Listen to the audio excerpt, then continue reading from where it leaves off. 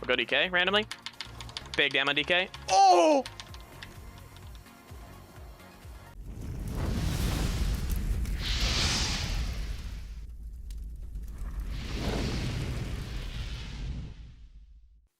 Hey, what's going on everybody? Pherix here, back with another video.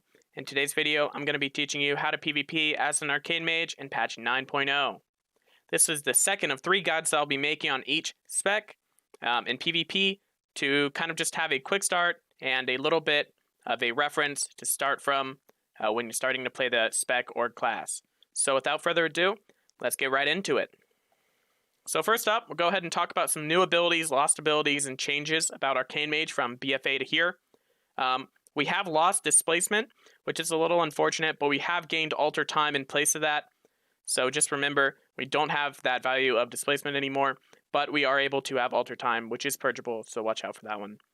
Next up, we do have Touch of the Magi as well, and Arcane Power is now off the global cooldown. This will make bursting a little more fluid and easier to do as an Arcane Mage. That's really nice there. Presence of Mind now does 3 instant cast Arcane Blast instead of 2. So a little bit nicer there for burst as well. And Arcane Power is now 15 seconds long instead of 10. So a few changes there. Definitely can help out a little bit. Help out the Arcane Burst. Kind of nice. Alright. That's probably got pretty much for new abilities and that type of stuff. We'll go ahead and get into talents and start rolling from there. So first up, I think Amplification is the best one here. Arcane Familiar is not that great. And Rule of 3 is okay, but we don't really worry too much about mana, and so it's not a huge deal. For a 25 tier, you can either go between Shimmer or Master of Time, depending on what you want to do. Right now, Blinking Out a Stun could be potentially really good, and Master of Time pretty much simulates a displacement type interaction with Alter Time, and you're also getting half cooldown off of Alter Time. This is not a bad one. It just kind of depends which one you want to play. I think both of these are definitely good. Next up here, you should typically play Enchanter's Flow. I just have Rune of Power selected because I was in PvE, but typically we are in Enchanter's Flow. Hard to cast Rune of Power, and not to mention, it is indeed on the Arcane school. The only nice thing about it right now is if you cast Arcane Power, you get an automatic Rune of Power, so that one is definitely a little helpful right there. Next up, we got Resonance. I think this is the best one. If you're in 2s or 3s, Arcane Echo really doesn't do anything. It's more of an AoE effect, so it's pretty weak. And then Nether Tempest also very, very weak, so I think Resonance is your best bet here. Next up, at level 40, you can either go between Chrono Shift or Ring of Frost, depending on what you're fighting. Typically, if you're fighting a Druid or something where you're not able to land a sheep, Ring of Frost might be a better choice here. It is also on the Frost School, so if you get kicked on it, not a huge deal other than Ice Block. Got to be careful on that one. But other than that, you can really go between Chrono Shift and Ring of Frost. Typically, I prefer running Chrono Shift most games, and in BGs or anything. I just really like the move speed, and being able to combo the Chrono Shift slow with your actual slow, you have a 110% increase slow on any target. So not bad at all. For 45 here, I'm pretty much only taking Arcane Orb. We really like Supernova. Unfortunately, we're not able to run Arcane Orb and Supernova anymore, so you can't really do that. And Orb just grants too much charge value, so I think Arcane Orb is the one we'll take here. Then finally, at level 50, you can either go between Overpowered or Enlightened. Both of these are good. It typically depends on the situation if you're looking to do bursty one-shots, or you're looking for that mana regen under 20%, or sorry, under 70%, or you're able to get that additional damage. So right here, you're pretty much going to have damage or mana regen. You're going to get value from this talent at all times. Overpowered is good, except Arcane Power is on a 3-minute cooldown, which is a pretty long cooldown for a burst, and it can be purged off too, so you have to be really, really careful on what you do about this one. For PvP talents, we're looking at taking Temporal Shield most of the time. Very, very beneficial. Do remember it can be purged off, but you will still get value from it. And this overall is typically one that I take most of the time here. Mass Invis, another one I take typically most of the time. Very, very nice. You're able to Mass Invis for your team, look for setups, get away, kite, whatever you have to do. So Mass Invis, I think, is typically one of the top ones you take. Then finally, depending on what you're fighting, you could either run Arcane Empowerment, which gets you clear casting stacks 2 additional times, and a little bit more damage on your missiles there. If you're fighting something like a melee cleave, like a DK Warrior, maybe Torment of the Weak, or Torment the Weak could be pretty good there. Master Escape could be pretty decent too, depending on how much you want to be looking to get greater invis off. I don't particularly use this one too much. And then the next 4 you have are definitely situational. Do you want another one for if you're looking to not get crit? Dampen Magic if you're fighting a cleave like Shadow, or a caster cleave like Shadowplay, Aflock, Shadow Priest. It's very good right there. Prismatic. I don't really see a huge use for Prismatic right now. I don't think it's that great. And then Klepto, obviously. But typically we don't run Klepto as an Arcane Mage, because we're able to purge really, really quickly, and we're able to purge often. So that's what we have for our talents. Go ahead and move on to our stat priority gear legendaries.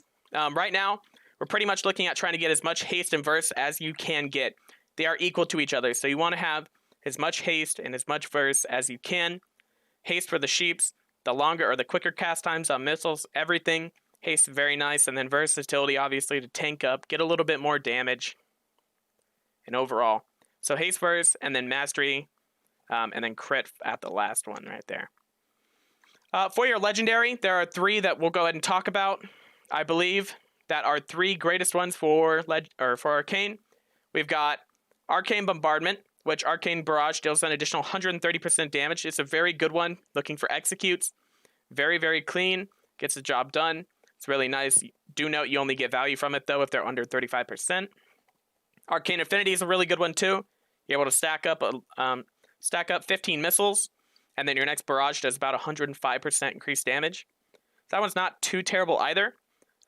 Just got to really watch out. Got to have your charges ramped up, and it's not too bad. Not the greatest one, though. And then finally, I think our best one, obviously, is Try and Ward. Not only are we getting the extra shields, we're also getting Purge Protection for Alter Time and AP. So I think Try and Ward is probably our top one. But if you're looking to craft one early on, Arcane Bombardment or Infinity, both are really good. Next up, we'll go over our enchants, weapon enchant, all that type of stuff that we want to do. So for our weapon enchant, we are going to be looking at Sinful Revelation. This one makes it so the target takes an additional 6% damage from you during this duration. Very, very nice. Very, very helpful. Okay, so that's for your weapon enchant. You can either run the versatility on the ring or the haste, depending on which one you want to do. This one is on your preference. Either are fine. You could go 1 of each. You could go 2 haste, 2 verse. Kind of just depends on what you want to do. For the other ones, we're going to be running Eternal Intellect on our bracers here. Going to be running Eternal Insight on our chest. And then we're running Soul Vitality on our cloak. And those are your enchants right there. And then we'll go into covenants here. This is kind of a tough question. A lot of people ask me, hey, Pherix, what is the best covenant for this? Right now, it's really up in the air between what you want to do. I think Night Fae is a really good choice for Arcane, having another blink, being able to be very mobile, have shifting power to get those cooldowns back a little quicker. I think that one's really good. I think Venthyr is also really good due to the fact that you have 2 spells that are both on Shadow. You can bait kicks with them. If you get kicked on Shadow, not a huge deal at all. You can go back to casting Arcane. And then finally, Carrion. I really like the interaction between Radiant Spark. The only issue is that it is on Arcane as well. So you have a little bit of conflict there. If you get kicked on Radiant Spark, you're not going to be able to use your pretty much any of your kit. So you do have to be really careful there. But I think Carrion is also pretty decent too. Not to mention you also have Vile.